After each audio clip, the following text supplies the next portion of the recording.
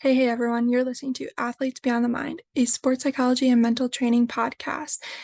Athletes Beyond the Mind is brought to you by Close the Gate Hoops and Close the Gate Hoops Mindset. Thank you for listening, and we hope you enjoy this episode. Welcome back, everyone. This week's episode, we're focusing on the importance of breathing, which I know it sounds a little silly since we breathe every day, but I'm talking more about the importance of those breathing exercises.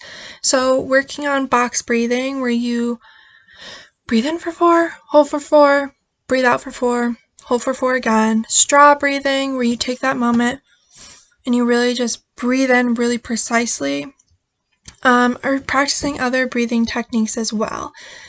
And these techniques are for a lot of things. Like they can decrease your anxiety, they can improve your focus, they can allow you to have just those quick 10 to 20 seconds in order to kind of slow down your reaction. Maybe not have that quick, immediate, angry reaction, but instead be able to regulate your emotions really quickly, check in with yourself, and then react. Moreover, breathing techniques are not something you can just do in the moment if you've never really practiced, because you need to know what works for you. There's many different types of breathing techniques.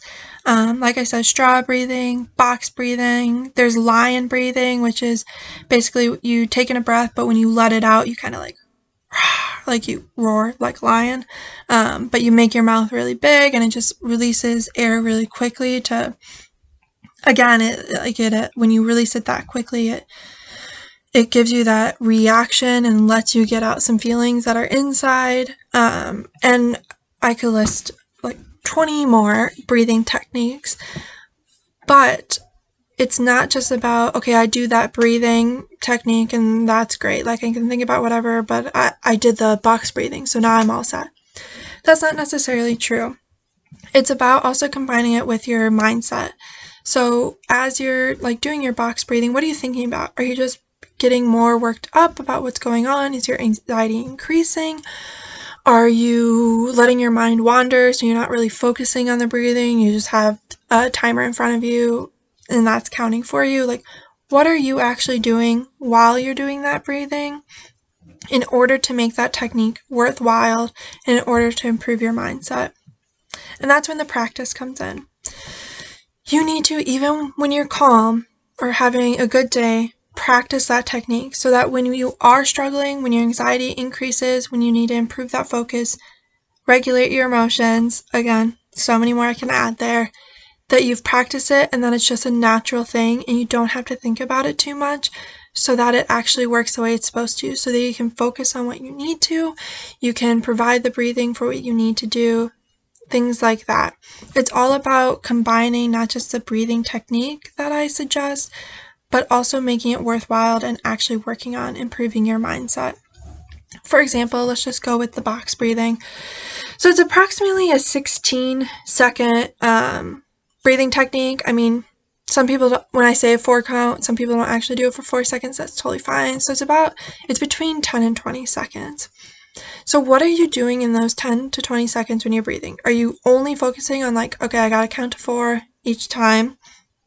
Or is it more like, okay, I can feel my heart rate increasing or starting to race. My mind is racing with all these other thoughts that I can't focus on what I need to. What is the reason you're now wanting to do this breathing technique? And when you first start, again, it's going to be something where you more consciously have to think about it, but as you practice it and improve it, it will become just this natural thing you do that's really unconscious thoughts that you're having to get these connections where you need them. But again, so why is this breathing technique important in this moment? Why do you need to do it? What's going on in your surroundings or within you that you feel the need to do this breathing technique? So once you have that down, then you practice the breathing technique. Okay, so I know I'm doing this because I'm feeling really nervous about this presentation I have to give, and I want to slow down my heart rate, really connect with myself, and just give myself these few seconds to just breathe and then be able to focus on what I need to focus on instead of all the what ifs of what could go wrong. So that's kind of what that's doing. So as you're doing that, like as you're doing the breathing, do it 1 time, do it 2 times, do it 3 times, do it 4 times, whatever you need. And as you're doing it, start thinking about like, okay, so let's just go with the example of a presentation. Okay, so when I present, like I've practiced, I've made this presentation, I can do this. Let's be honest, most people don't pay attention when others are giving presentations because they're more worried about their own. Or anything else. Like you just kind of, as you're going through this box, you're thinking of these other things to get your mindset where you need it to be. And while you're doing that, the breathing will help slow down your heart rate. It normalizes the tempo of your breath rate, things like that. And then once you do that, then you're able to present the way you planned it, the way you practiced it, the information you want to provide. And then that's the same if it's for a sports competition. I understand you don't always have 20 seconds in the middle of the game just to do a breathing technique, but maybe you're subbed out, or maybe the ball's on the other side, like if you play soccer, maybe you're a defender and the ball's all the way up front. So yes, you still need to be paying attention, but you have a little bit just to be taking those deep breaths, doing the count, connecting and figuring out why you need this in that moment. Okay, what's going on? Why are we nervous? Why are we losing focus? Why did our breath rate increase? Or maybe you just need to catch your breath and that's why you're doing it, because it's this controlled breathing. And that's all valid as well. And once you do those breathing techniques, you start to become more comfortable with them. And then your body naturally is able to think those things through and kind of ease your mind, ease your heart, ease your breathing, things like that. And I'm not saying breathing techniques are for everyone, so if you try a bunch of different ones and give them a chance, not just a day or two, but if you're trying them for about a week or two and you're really not noticing, or you're just really struggling with them, that's when you should sign up for those one-on-one mental training sessions. See if there's something more going on, and also when it's time to try something else, because not everything works for everyone. But also give those breathing techniques a chance. See what works. Try different types of them to see what works best for you. I talked about box breathing and straw breathing first because those are kind of what works best for me. So that's just coming from my own personal experience. But if those don't work for you, please don't use them. Like, just because we suggest something, like that doesn't mean it's going to work automatically. And so try something else. And if you're curious about one and you don't really understand how it works, reach out. But the whole point is to practice with everything, because your mindset can't improve just by a quick fix. I wish it could. That'd actually be really nice, but it can't. Just like with any other skill you learn, you gotta practice it and train, like you train your physical and technical skills, you need to train your mental and mindset.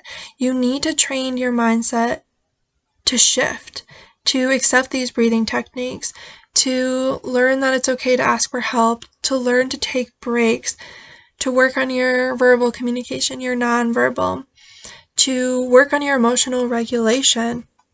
And these are all interconnected. As you're learning one skill or trying one technique, it helps with these other things. And you start getting these building blocks in your mindset, and that's when it's all starting to improve. And I always say that, like, breathing and checking in with yourself, those are like 2 of the foundations pieces of building your mindset, strengthening your mindset, working on this mental training.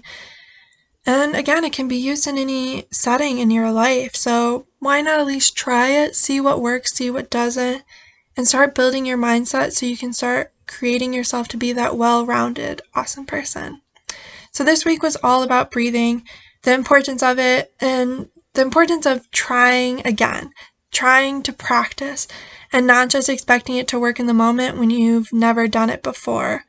So keep an eye out for more videos, more TikToks, things like that, of more techniques you can try, specifically breathing techniques, as well as the other ones. And as you do that, hopefully you find something that really works individually for you. And don't hesitate to reach out and ask, hey, like, I've tried these other ones you suggested and nothing's working. Sign up for those one-on-one mental training sessions, and you can develop something individually for you. I hope you all have a great rest of your week, that your week has started off pretty well. If it hasn't, I hope it improves. And I will see you or talk to you next week. Thanks for listening to Athletes Beyond the Mind. Thank you all for listening to Athletes Beyond the Mind, a mental skills and sports psychology podcast. Please follow us on all social media at CTG Mindset.